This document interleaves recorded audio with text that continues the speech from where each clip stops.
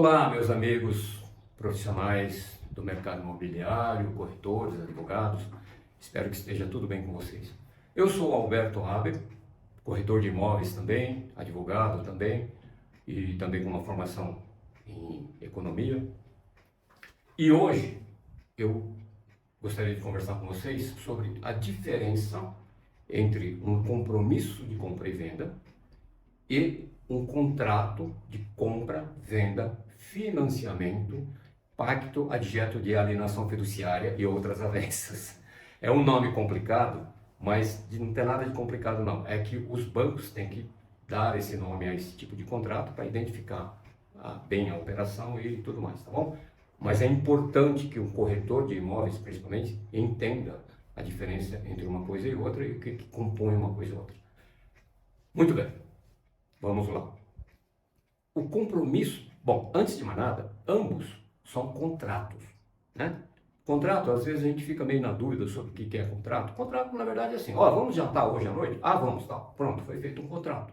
É um comprometimento entre duas partes, ok? Esse comprometimento pode ser informal, por telefone, por WhatsApp, ou pode ser formal, documentado, escrito, né? Onde vai gerar realmente responsabilidades, obrigações de lado a lado, direitos, né, de lado a lado, ok?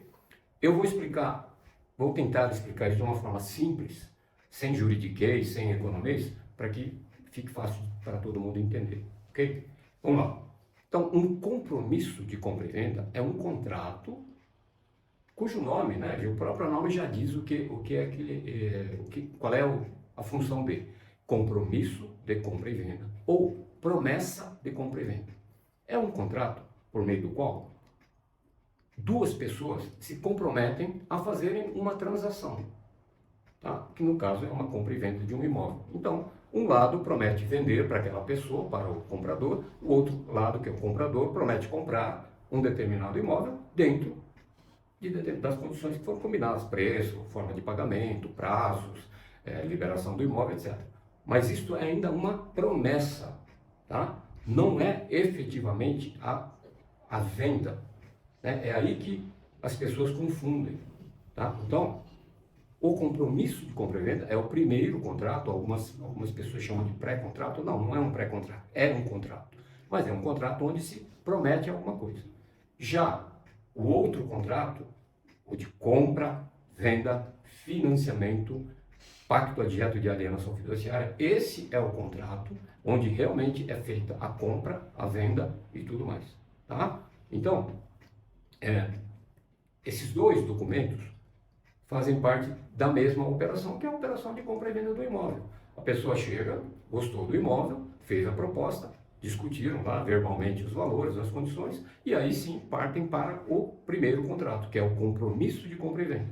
Ali se dá um sinal, se combina os documentos que terão que ser providenciados, que a gente vai falar isso num outro vídeo, né? Os documentos, está tudo certo, ok? Senta, assina o contrato, dá um sinal, amarra seu negócio. Por quê? Porque às vezes a pessoa não pode sair amanhã, o imóvel ainda está ocupado, ou mesmo, às vezes, o comprador também não tem o dinheiro todo para pagar amanhã ou daqui a 10 dias, ou vai depender de um financiamento, por exemplo, que é o nosso caso aqui, que é o contrato com o banco, né? Então, tem um prazo, tem um período em que tem que acontecer todo um procedimento. Então, daí, esse período, ele tem que estar garantido por um compromisso, porque senão, de repente, fala, tá tudo certo, tudo certo. E aí, não tem nada assinado, o vendedor acha um outro comprador e aquele primeiro comprador perde o negócio. Então, não, tem que ter um compromisso, ou vice-versa também, né?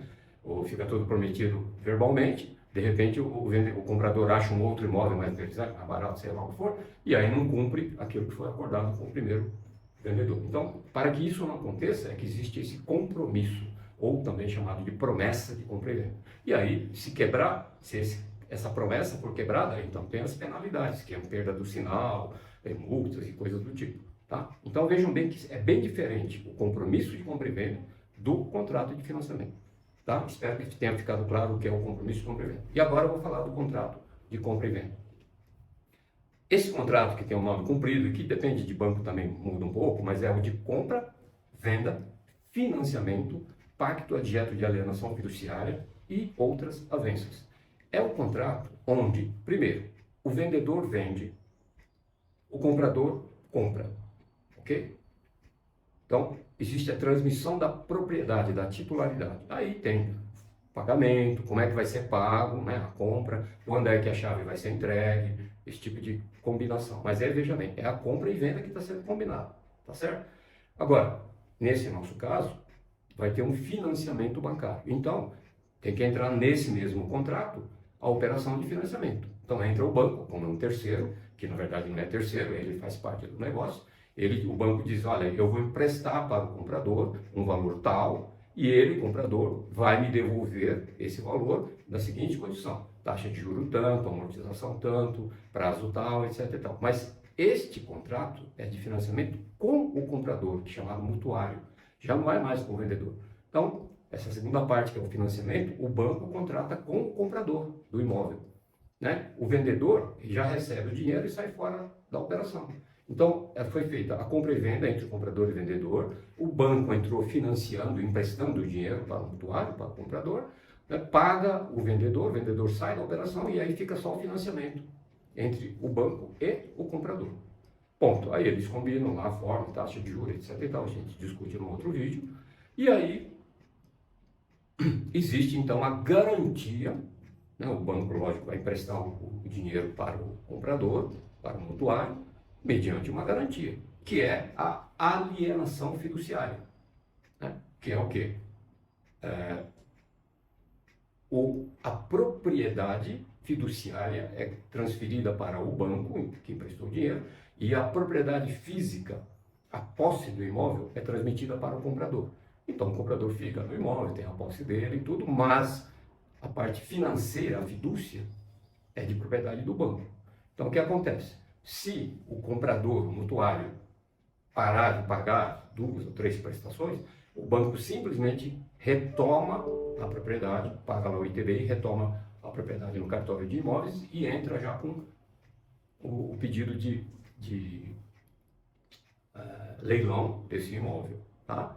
Então vejam vocês que é uma operação diferente da hipoteca, da execução de hipoteca. Então, o banco simplesmente paga o ITBI, avisa o cartório, lógico que tem um procedimento, né, operacional aí, avisa o cartório, vou retomar o imóvel, vou mandar para leilão. E aí é feito isso tudo, o mutuário, ou ele paga a dívida dele, e aí no caso é a dívida total, ou então ele é obrigado a sair do imóvel, porque o imóvel vai ser leiloado. Ou mesmo ele fica no imóvel, o imóvel é leiloado, depois ele entrega e tal, isso é outra história. Perceberam? Então, esse contrato, ele se chama contrato de compra e venda, porque o vendedor vende, o comprador compra. Tá? Entra o financiamento, o banco financiando, e ao mesmo tempo o banco se garantindo daquele empréstimo, por isso da alienação fiduciária. Tudo isso consubstanciado mediante o registro no cartório de imóveis, né? Então, registrando a compra e venda no cartório de imóveis, o proprietário sai, o vendedor sai da história, porque ele vendeu, o novo proprietário pagou, declara que ficou devendo para o banco, naquelas condições que estão naquele contrato, e que vai pagar dentro daquele prazo combinado. Terminou de pagar, terminado o prazo, pagou o financiamento, seja no prazo combinado ou até antes, o banco libera, dá uma quitação dizendo que não tem mais dívida, e aí baixa no próprio cartório de imóveis a dívida, e aí o domínio do imóvel fica sendo integral do comprador, do mutuário e do novo proprietário, tá? Domínio significa a propriedade e a posse plena de alguma coisa. Então, às vezes você pode ter a propriedade do imóvel, tem a escritura, a titularidade, mas não ter o imóvel. Às vezes você pode ter a posse e não ter a propriedade, tá? Então você não tem o domínio. Agora, quando você tem as duas coisas, então aí você tem o domínio pleno da coisa, no caso do imóvel, ok?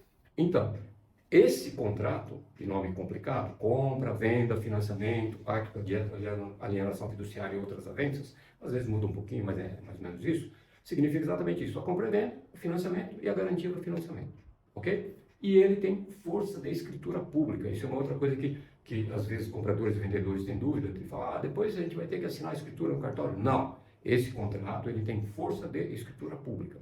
A propriedade já é passada já através desse documento, do registro desse documento e da quitação do financiamento. Tá bom? Eu espero que tenha conseguido explicar claramente para vocês, sem muita complicação jurídica, o que é então a diferença entre o compromisso de compra e venda, né, e esse contrato definitivo, vamos chamar assim, de compra, venda, financiamento e pacto de alienação fiduciária. Tá? Se vocês tiverem mais dúvidas, é só comentarem, fazer nos comentários. E estou compartilhando com vocês aqui 30 e tantos anos de experiência na área imobiliária, direito imobiliário. Se vocês puderem colaborar comigo e divulgar esse vídeo, basta dar o like, compartilhar, comentar e se inscrever no meu canal. Um grande abraço para vocês, até o próximo vídeo.